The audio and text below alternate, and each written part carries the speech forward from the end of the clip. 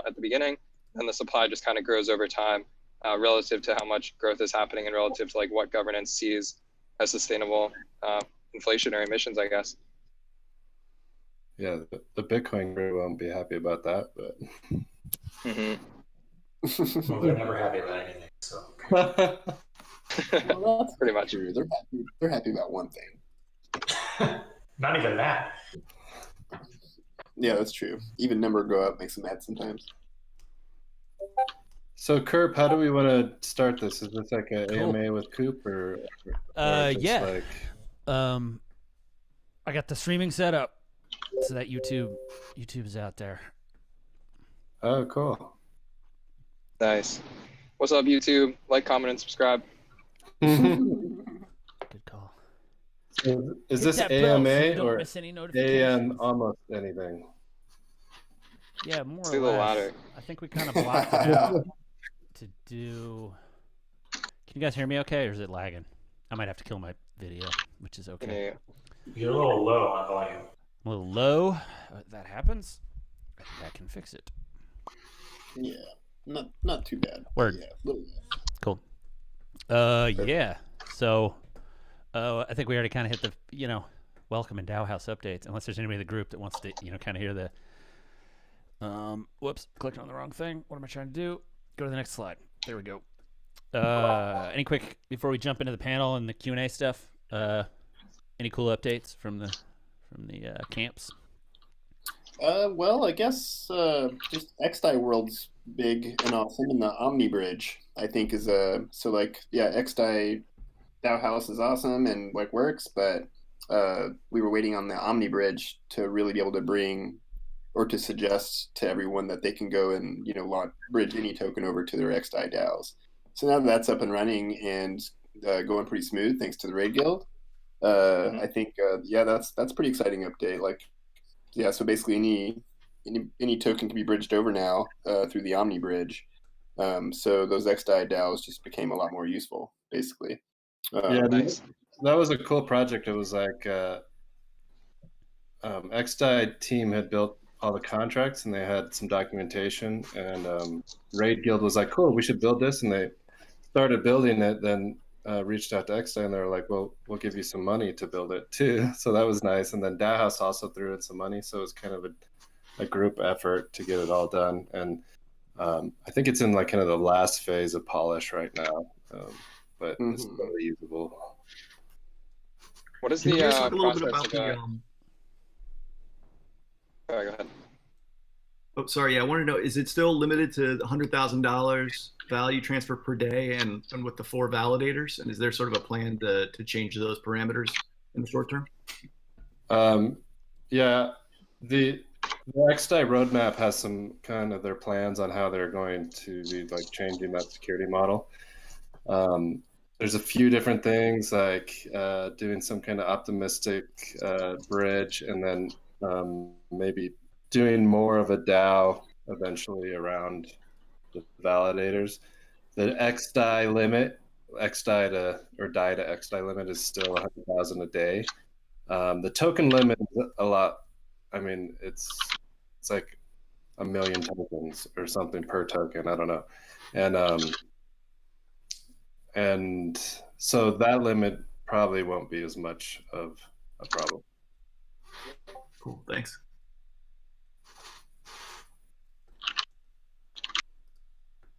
Sweet. Otherwise, if there's nothing to call out, we don't have to force each of these groups. Rangers, our updates mainly this. Welcome. This works. We're here. Hooray. Sweet. We're making it better every day. Yeah. Yeah. So on to what everyone's actually here for: the panel and the panel topics. Cooper, I get the sense that Barada talked to you about this a bit. Basically, I think the top 5 was, we thought we would 5 minutes just give you kind of the DeFi, YDAO, Urine Wi-Fi, whatever it is that's going on there. If you want to give the sort of TLDR, and then from there we'll just roll into open questions from anybody that wants to jam on it for another 10 minutes after that, and then you're free to go, sir. Yeah. Awesome. But yeah, let's just dive right into it. So Urine Finance is basically a yield aggregator. For anyone who hasn't heard of it before, it's run by the Wi-Fi governance token, which has very quickly swept DeFi by storm. The coolest thing about it is that it was a completely fair launch. There was no pre-mine, no investors, just sort of ninja launched out of nowhere. And I think the reason that it's gotten so much attention lately is that Urine as a protocol allows anyone to very easily yield farm in a passive manner. So basically you take your assets, you put them somewhere, you get automated yield, and then when you withdraw, the protocol takes a small fee from that. The structure of the protocol was led by this rockstar developer, Andre Crony, who everyone knows now. But what's been cooler about its progression is the sort of gradual decentralization of all the key parameters of it. So I was lucky enough to be on the original multi-sig wallet, which was what I expected to be basically just like a check and balance that Andre wouldn't exit scam, even though he never would. But what quickly emerged from that was, the entire protocol being operated through that multi-sig, basically any new strategies that got pushed out, any new upgrades to the protocol, any sort of like funding allocations. And it's been incredible to watch. I think that I expected to be a passive participant, just sort of signing transaction once every week or two and sort of like major protocol updates happened. But the pace at which that happened was really something that I didn't see coming. There was multiple transactions a day. There was hundreds of contributors. As you could see from the governance forum, there was active conversations happening more than anywhere else that I saw in DeFi. And sort of what that's resulted in today is basically a bunch of key contributors just getting salaried positions for leading this protocol before there was actually paid incentives on the table. Luckily, a lot of people did really well with Wi-Fi farming. So for those who aren't aware, basically, if you contributed liquidity to the Curve Y pool, you could stake that liquidity position and earn Wi-Fi tokens in return. Then there was two secondary liquidity pools, which was basically if you provided liquidity for Wi-Fi, and then if you provided liquidity for a Wi-Fi to Y Curve pool, you could also earn some tokens in return. So the meme of Wi-Fi is there's 30,000 tokens in existence, super scarce asset. The reason it's done well is that it's all backed by strong community members. There was no way for investors to get in early on. We've sort of seen it take hold as like this fair launch, gold standard that basically a lot of people are trying to replicate. So I'll stop there real quick, see if anyone has questions, and I'm happy to sort of go deeper into more specific aspects of Urine as people see fit. Yeah, so on like the meme side of it, I saw your little thing on Defiant, and I thought that was really cool talking about actual meme coin. But with Wi-Fi, do you think that like with the Waifu stuff and the way it was released, was that story? Did it have like, and I guess the supply and all that, was that kind of the driving force there, or did it have anything to do with that? Or is it more about technicals, or? I think it was just sort of like the open community nature of the protocol. There was no agenda set by the core team. There was no direction set by the core team. Basically the early adopters were able to shape protocol, its narrative, everything about it to their liking. And that's something that's very unique when we think about most DeFi protocols, getting VC funding and then sort of having a clear roadmap, doing like a mainnet launch and sort of like all these very calculated messaging marketing campaigns. In the case of this token, there was no hype about it. It just got dropped and released. People kind of picked it up. And from there were sort of these in-groups that formed these stories and memes that have since been pretty contagious in light with how well the token's done in tandem. Yeah, super cool. That's interesting. Yeah, and I think... oh, go ahead. I was just going to say, the reason why I'm on this call today is that I started something called the YDAO. And basically what that is a way for community contributors to request funding for very ad hoc things. So rather than what I had originally envisioned as the YDAO being like the main place where like anyone gets funded, I think that the multi-sig wallet has stepped up really well to handle that task for more serious funding allocations. And now what YDAO is sort of like this community grant style that's geared at very meme specific things. So for example, the first proposal that we did was basically rewarding the artist who created the Gucci flip-flop NFT for anyone who voted to give Andre Crony Gucci flip-flops for his work on the protocol. So definitely a very high tier meme spec, but it's been really interesting to see people just altruistically pledging Wi-Fi to the DAO. I think in total there's probably like 3 or 4 Wi-Fi in there now, which is for $100 grand, which is just wild to think about. But even with that, it's been very focused group of people who are very willing to give back to the community and really creative in the ways in which community members can actually apply to get funding for unique things which are very, very difficult to pass by teams or generally in DeFi. Yeah, and I love the theme that you guys like, the custom theme that you guys have on your DAO there with that I think Vin put together. Well, yeah, just took from the community's memes, but yeah. It's dope. Everyone should go check it out. But and also I thought it was a kind of cool story when you first told me about it, that you were like, yeah, some anon just like started this DAO. I got to go hunt them down and see like how we can actually get this rolling or and stuff like that.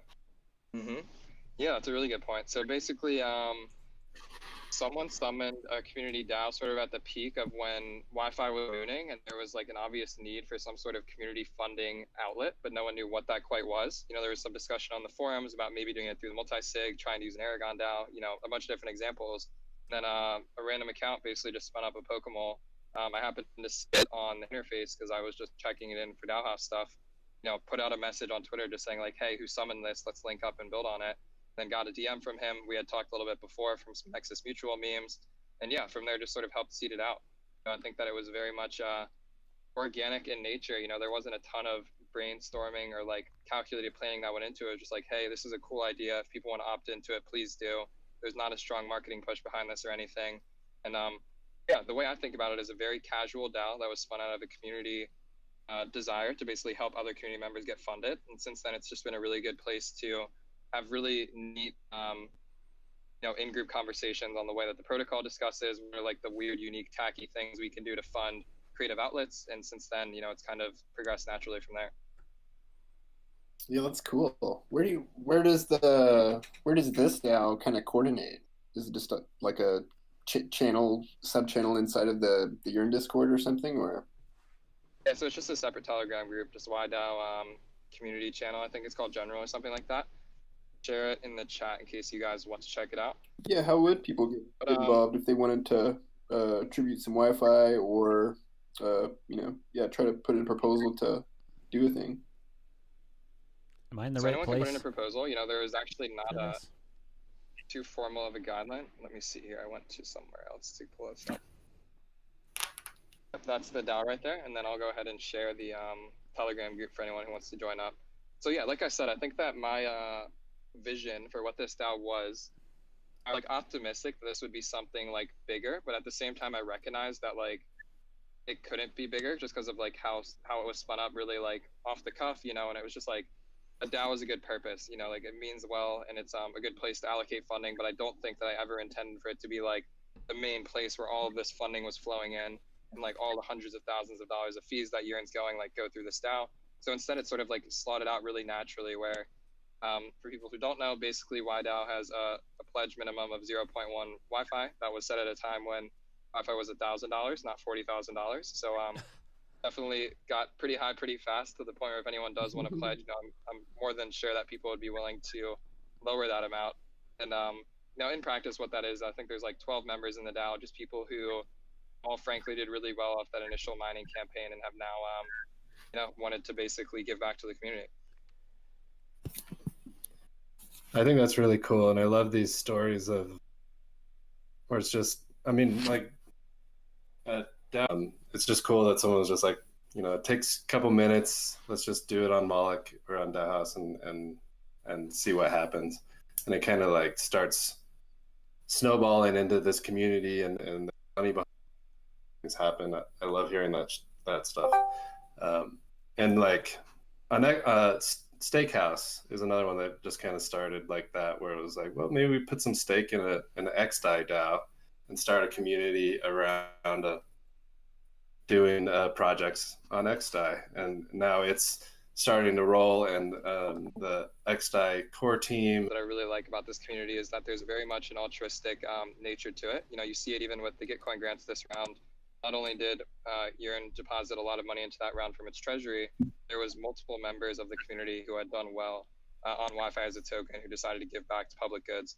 I think that's a theme that we've somewhat seen in crypto with like ICO teams, you know, doing grants programs. But what I say was very different about this is that just kind of blindly giving community funding back to let the community choose how to allocate it is much different from like, a team raising a ton of money and then being like, hey, only build here. We're only going to fund you if you build on top of our protocol, and trying to be like a little bit competitive.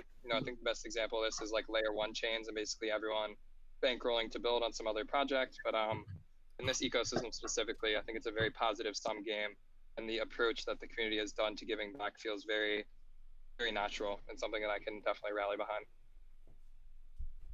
Yeah, fully agree. I like the idea that even as it feels to sort of the meme layer, like the idea that the tools now exist for people to kind of spin up the community piece and do the DAO thing and move money around without like it's a very without your permission sort of tack. Where I look at like, I'm within 15 miles of a giant wildfire right now, so I'm checking purple air every morning, and I keep going, oh man, you just throw a layer on top of this without anyone's permission now and just see what happens, right? Token rewards for providing environmental data in my neighborhood. It's like a thing I could use right now because I want to know if I can go outside and run. The idea that like I don't have to go coordinate with that project necessarily is really cool. That's really cool too, because like communities, there's different types of communities, right? And in a huge project like Urine going around, there's not going to just be one community. It's like saying there's only going to be one community in Ethereum. There's going to be all this model where there's a protocol DAO, there's a grants DAO, maybe there's a treasury DAO, whatever you want to name it, insurance DAO, et cetera, et cetera.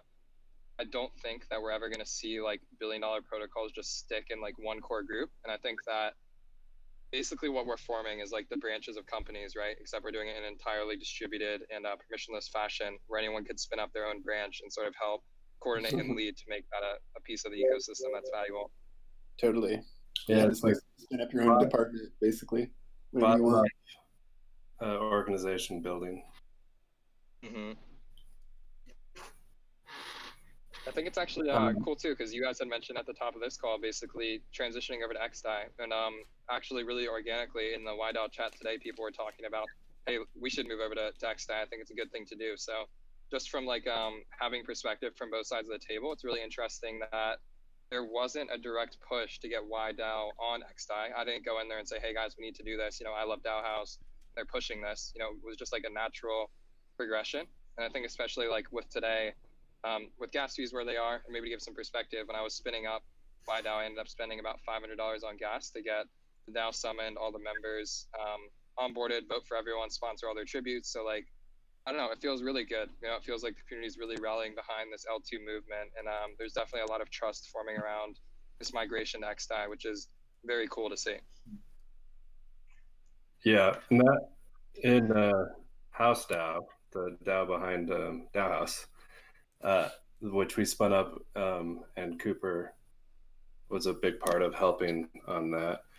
It's a big choice for us. We were like, well, okay, we're on mainnet, we do all we're doing these things, but really like with the gas prices, it's not realistic to build a DAO framework where people are paying $20 plus to vote and spending, $500 to $1,000 to set up a DAO. So it was a big decision, but we decided to just move everything to XDAI. And so to speak of like trust, like we've kind of gone all in at this point. Maybe actually you could speak a little bit about that, like transmutation and the Haus DAO a little bit, and your part in getting that set up. Yeah, absolutely. So one of the things that really excited me about this project in particular, how do we basically bootstrap a community, but also give contributors the confidence that we're gonna use funding in the proper way, and also make sure that they're value aligned in how they receive their tokens. So the key piece of Haus DAO, and really the way that DAO House has started its next chapter, is a process called transmutation. The quick TLDR, basically, as funding is spent, tokens are dropped back into the DAO. So as a contributor, you're aligned to basically stay involved with stay pledged to the DAO for as long as the funding is basically allocated. And this is a lot different from the process of typically you do a sale or you do some sort of offering, and then people just get tokens in return. They go dump it on Uniswap or do whatever they want. It's very misaligned. But with this one, I feel like it's very much community oriented in the fact that tokens only get distributed as value is created. And then if you're actually aligned to stick into it, then you want to receive the full width of your contribution. You got to stick until the end. So that's one key piece of it. And I think that there's no vesting on the tokens itself, but it's sort of like a pseudo vesting period where people are aligned and contributing to the allocation of these funds. And I think that it's something that I haven't seen before done, and it's something that I'm hoping a lot of other projects will be interested in trying out as we sort of flesh out this framework for transmutation more, which is something that I'm currently contribution. We've seen bonding curves come into the picture lately. We've seen liquidity bootstrap pools on Balancer come into the picture. I think doing things through a DAO and just like more so focusing token distribution through a community, an active community, is a really natural way of aligning early supporters and making them feel like they have a voice in what you're doing. So for me, at least personally, having been involved with DAO House and this next chapter we're creating, it definitely felt really good. I felt like we were all on the same page with most of the decisions we made. Everyone who contributed was very happy with the way that we went about things. So if anyone else is looking for different ways to bootstrap their community, I think that DAO House is a good place to be able to come in and ask those questions openly and have a very good discussion around what that might look like. Yeah, it's interesting how like there's like this kind of DAO community start a project DAO or product DAO really, and we wanted to do it like in more of this kind of fair launch way. It wasn't really like what everyone was talking about, but it was like right at the same time, and we were like, cool, this is a new way to do things. And then it was like 10 different new ways to do things too. Yeah, big spreads. Totally. I think one of the key differences, in my opinion, is that for a lot of these fair launches, there's like a yield farming things coming into the picture. So basically, like you put capital somewhere and you get tokens in return for like staking something. But in this case, we weren't trying to rush to market. We didn't just want people to just like blindly YOLO in capital to get tokens in return. We very much wanted to find value aligned contributors who recognize that this is a long process, that good products take time. And I think that for me, one of the things that I really like about the way that we did this relative to some of the other fair launches we're seeing is that it's not this like flash in the pan distribution. There's not this huge FOMO period right out of the gate.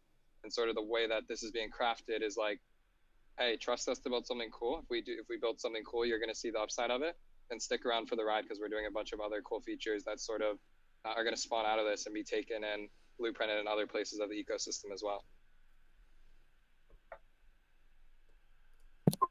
Yeah, I'm really liking it.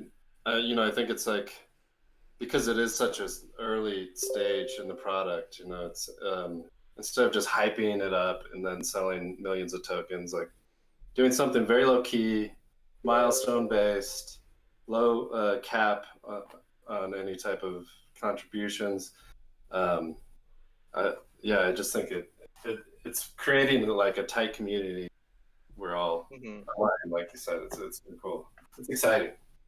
And the other one definitely sort of adds some weird dynamics into play. So something I've noticed in the past 2 weeks with both Sushi Swap and then this recent Safe launch, developers ship something in a week, it ends up getting FOMO'd to oblivion, the token moons, and these developers feel like they're entitled to like $500,000 payouts. And it feels like really weird. I think that developers in question there definitely have proper intentions, but when you sort of add these financial moonshot multipliers to like a flash in the pan piece of work, you get sort of disjointed ideas about what you deserve, as opposed to something like this where value can be distributed much more milestone based, as you alluded to, Deacon, much more organically. There's a lot more consensus around it, and you don't really use token price as a metric of success, which I very much like and think is a better way of thinking about product and product market fit. Yeah, well said. Yeah, I mean, the biggest thing is, I think my fascination with it is just it's this weird time scale question, because if you really have created a thing worth that much in traditional startup land, it would take 3 years to get to that point, and I would ultimately, as the guy who invented it, extract $500,000, in salary and or whatever, stock options, equity. Like that stuff happens when it's accelerated to a week. It's like, wait a minute though. Mm-hmm. Is that worth $500,000? Like you kind of have to actually look at, like, there's a reason everybody's fairness detector goes off, and we're kind of like, wait a minute, that doesn't feel right though. But I'm also in the Yeah, back of my it's- head going, okay, how much did I get paid at that startup for the thing that and just took 3.5 years, and then we flamed out, blah blah blah. Like, yeah, I don't know. So Totally. It sets really dangerous precedents too, because in the case of that safe project, I wasn't involved with it really. I was just sort of watching from the sidelines, but I saw on like the back and forth conversations, one of the people was like telling the developer to drop out of college, saying that he's going to pay all of his student loans.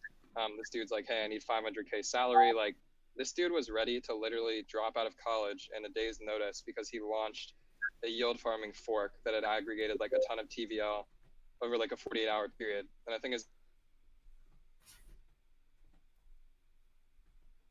What was the last bit?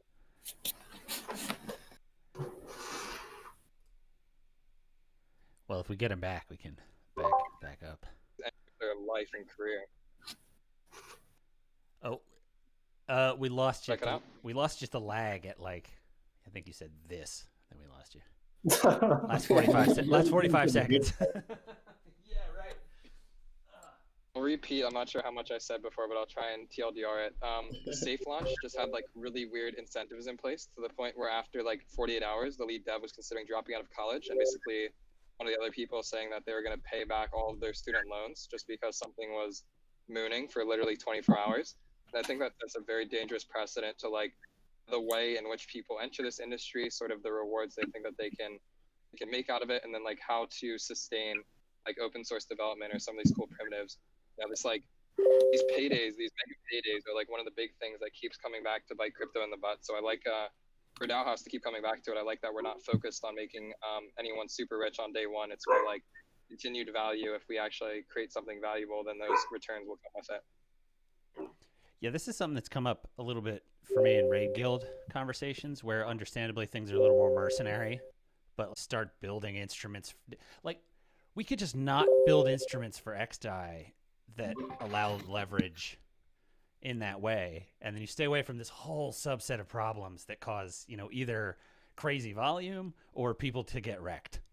Like, if a place already exists for them to do that, let them go do it and drive gas prices up and, whatever. But I can say from a legal standpoint, I always want to exist a step back from that layer anyway. Yeah. It's... Yeah, I mean, it's definitely XDAI is a general purpose layer 2 solution. I don't think that they have an agenda for what they'd like to see built. I would agree that from my perspective, XDAI is like a more community oriented solution to do things like DAOs, to do things like NFTs, gaming, governance, stuff like that. Feels very StarkX is doing a lot of stuff on the derivatives exchange side of things. I'm hopeful that XDAI can remain this sort of community friendly, non-financial solution, and then there can be like worded DeFi, but it's like touted in a much more natural fashion, whereas the principles are being used for good instead of like trying to make 100x. I can dig that. Yeah. I mean, it's hard to regulate that, but cool. There's some good things. In terms of, just moving on to be respectful of everyone's time.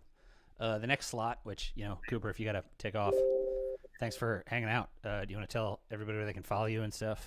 In case you want to drop plugs. You got plugs. Oh no, is he lagging again? Maybe. Can't hear him. Anyway, next segment in the House Party Live is what I've been calling Boost Bash.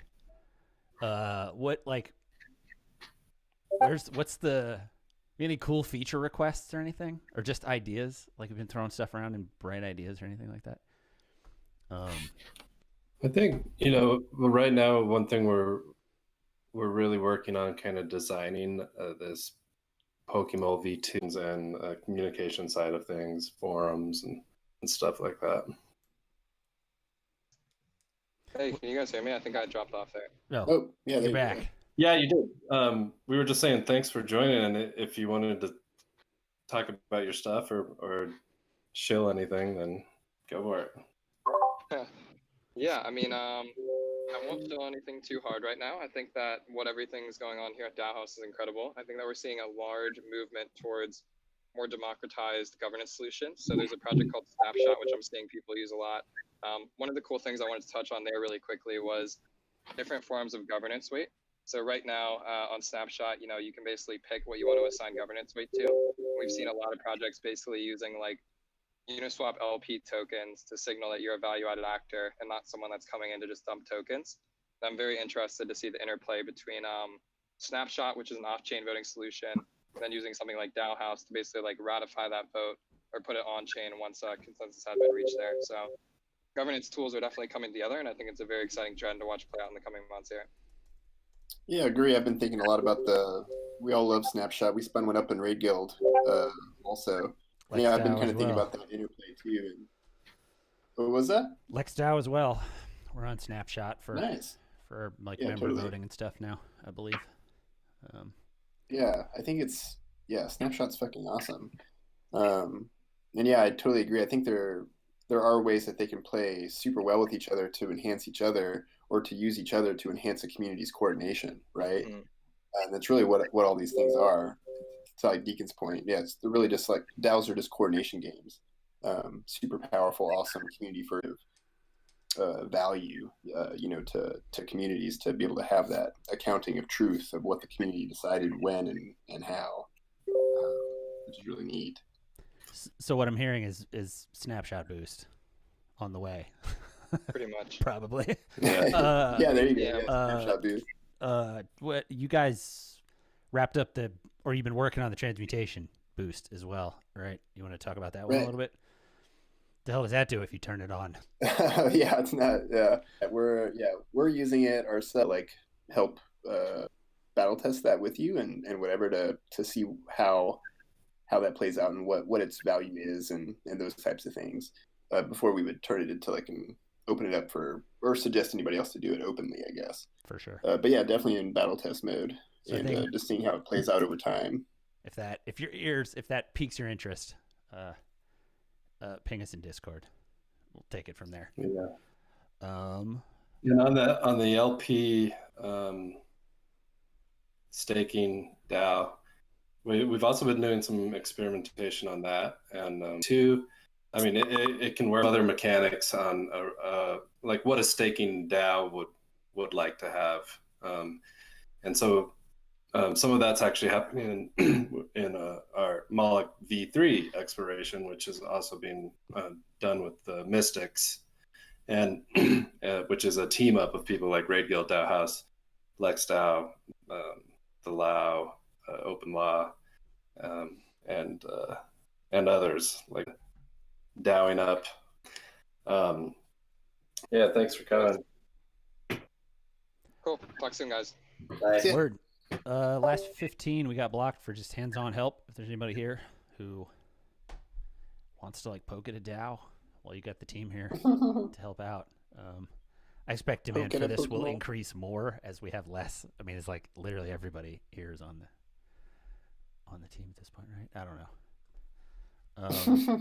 But if anyone isn't, otherwise, we're more or less wrapped here. Unless you guys have anything else. I mean, since we're here. Anyone want to talk about Steak House or Uni? any other questions? When Uni House. Yeah, what? So, right. Yeah, so explain Steakhouse exactly. I mean, it's a DAO on DAO House, right? Yeah, and it's on XDAI. Right. I talked about it a little at the start of this, but basically it's like a clone of the Metacartel DAO, but on XDAI. So when Metacartel first started, it was started as a grant DAO for application layer stuff on Ethereum. It's evolved into like hundreds of people and people in the DAO, other community members helping out. It's super awesome projects coming out of Metacartel every week.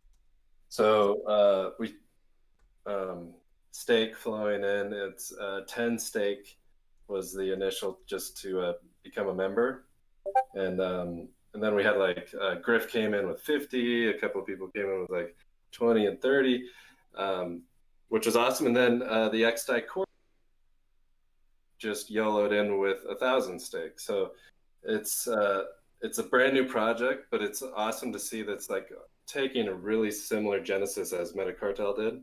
So I think that it's going to be successful enough. Stake is the like proof of whatever token for XDAI, basically. Like stake is how you become a validator, right? Token stake that is used, and on how that's going to work with validators and delegates around to XDAI because stake is on mainnet, and then join the DAO with stake. And then fund the ecosystem with stake, basically. Hey, can we switch this? You guys might already be on top of this, but I just ran into it while I was trying to look up Steakhouse. The switch to XDAI banner, could that just be like a toggle in the corner? Aren't people going to kind of need to use it with that regularity if we're talking about the layer hopping that we're kind of, sounds like we're envisioning? Just like a network switcher would be nice, huh? Just a thought. Well, yeah, MetaMask is the one. Yeah, right. Ultimately, That's the way we can't. The way Dan implemented it on the bridge, where it turns red if you're not on the same network, is actually a pretty clean implementation. So it'll pop open and say this is the network you're on, and then it turns red if you're on the wrong network, and then it's blue if you're on the right network. So maybe we can have a little switcher. Yeah, I kind of like that. We were talking about going to a single deploy, so maybe that helps with that pipeline. Yeah, single deploy would be dope. Well, yeah.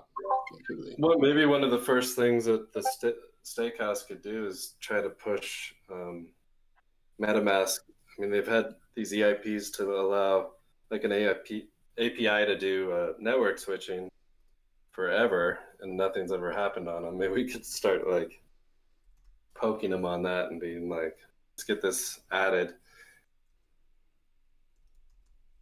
Because that's the pain point right now. You get like XDAI added as a default networks, or have a way that a dev can like be like, cool, this app is on Kovan. Is that okay to switch? And then just hit okay, and then you're on Kovan instead of all that, or XDAI or whatever, you know. Yeah, and Kovan's going away anyway, so they can just move XDAI into that. Yeah, just move it into that. They already had the space, the UI. Just toss it in there. I'll hit up Christian.